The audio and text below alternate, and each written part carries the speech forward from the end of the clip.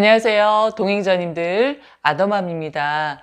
오늘은 TQQQ를 두려워하는 이유에 대해서 제가 한번 말씀을 드려볼게요. 저는 두렵지 않지만 혹시나 두려워하시는 분들은 이런 이유 때문일까 생각을 한번 해봤거든요. 첫 번째는 아직 내가 경험을 해보지 않아서일 거다라는 생각이 들더라고요. 남들이 말하는 이런 위험한 세배 레버리지 투자이지만 내가 그걸로 돈을 많이 벌었다면 두렵지 않을 것 같아요. 이런 하락장에서도. 그냥 당연히 주가가 쌀 때는 사고 또 기다리면 되는 것이었으니까요.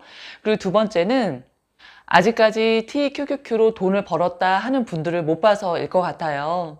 제가 이렇게 투자하면 얼마를 법니다. 앞으로 이렇게 됩니다. 라고 뭐 돈 얘기 해드렸던 것들 있죠. 그런 것들은 이제 테스트를 통해서 이렇게 한 거지.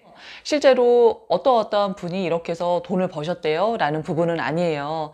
어떤 분이 정말 그렇게 투자를 해왔다면 돈을 버셨을 거예요. 그런데 실제 인물이 아니라 그런 계산을 통해서 들어온 거는 사실 우리가 가슴에 탁 와닿지는 않는 것 같아요. 저도 마찬가지입니다. TQQQ를 이제 1년 넘게 투자를 하고 있기 때문에 TQ로 인해서 뭐 수익을 크게 벌어봤다거나 그렇지는 않았어요. 그렇지만 세상의 모든 걸 내가 다 직접 경험으로 알 수 있는 건 아니에요. 공부를 통해서 간접적으로도 배울 수 있는 거잖아요. 그래서 이런 하락장일 때 추가 매수하면 좋은 거고, 또 리먼 사태급 같은 경우는 추가 매수 없이도 4년 이후에 원금 회복, 또 그 이후에 경제 성장이 일어나면서 굉장히 폭발적으로 수익률이 늘어난 걸 그동안 공부해 왔습니다. 그래서 이런 때일수록 더 공부가 필요하고 그로 인해서 더 확신을 갖고 하셔야 흔들림 없이 오랫동안 갈 수 있을 것 같아요. 제 계좌 다시 설명을 드릴게요.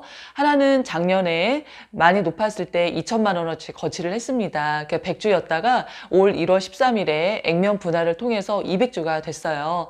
지금은 계속적인 주가 하락으로 70%대 마이너스를 갖고 있습니다. 내년에 뭐 경기 침체가 올 거다라는 그런 뉴스 기사들이 굉장히 많아요. 그래서 80%, 90%도 각오하고 있습니다. 이것이 언제 어떻게 또 오를지 모르기 때문에 저는 그냥 거치하는 통장은 추가 매수 없이 그냥 갈 거고요. 만 4년 이후에도 원금 회복이 되지 않으면 그때 이제 추가 매수를 시작할 겁니다. 그리고 하나는 매월 초에 20만 원어치 거치하는 통장이죠.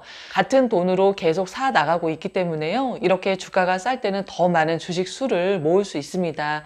작년에 굉장히 높았을 때는 한 주 정도밖에 못 샀어요. 그런데 요즘에는 뭐 5주, 6주 살 수 있습니다. 그리고 하나는 저희가 좀 큰 목표를 갖고 30억이라는 목표를 갖고 모아나가는 통장입니다. 이거는 지금은 6,650주 정도가 되는데요. 조금 더 모아서 이렇게 가려고 합니다. 지금은 이렇게 하락장 길어지고 있지만 정말 높아질 때는 정말 정신없이 높아지거든요. 그럴 때는 한 번 더 액면 분할을 하게 되면 저희는 10,000주 이상의 주식을 보유를 하게 됩니다. 그걸 기대하면서 기다리고 있습니다. 지난번 영상에 이런 댓글이 나와 있어요. 미래가 없는 내가 살아온 길을 후회합니다. 매월 적은 돈이지만 적립식으로 주식을 사고 있습니다. 주가가 떨어지던 올라가던 상관없이요. 주식을 사면서 이전에 흥청망청이던 나에게 지금은 돈만 생기면 주식 사고 싶어집니다. 술 한 잔 먹을 때도 이런 생각이 먼저 들어요. 아, 이 돈이면 주식 한 주라도 더 사야겠다. 아직 멀었지만 나의 변화된 모습에 저도 몰래 깜짝 놀라고 있어요. 현재 저는 너무 행복하고 미래의 희망을 가지고 열심히 사 모으겠습니다. 모두들 화이팅! 이런 글을 써주셨어요. 이 글을 보고 마음속 저 밑바닥에서 뭔가 따뜻한 기운이 올라오더라고요. 그래서 이런 마음을 전해주셔서 너무 감사드립니다. 우리가 살면서 어떤 점점 감정이 좀 무뎌지는 것 같아요. 그렇지만 이렇게 서로 사심 없이 어떤 대가를 바라지 않고 서로가 잘 되기를 원하고 또 축하해주고 하는 이런 분위기가 저는 너무 참 좋습니다. 카네기 인간관계론에 이런 내용이 나와요. 우리가 옳고 상대편이 분명히 잘못했다 하더라도 그 사람의 체면을 잃게 하면 곧 자존심에 상처를 주게 된다. 사람의 존엄성에 상처를 주는 것이야말로 죄악이다. 이렇게 말씀해 주셨어요.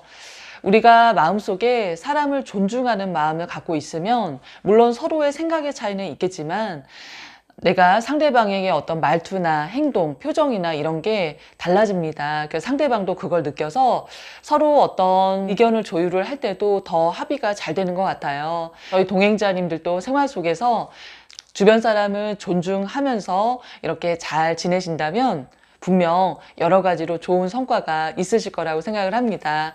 그럼 오늘 하루도 애쓰셨고요. 저는 또 다음 영상에서 찾아뵙겠습니다. 안녕히 계세요.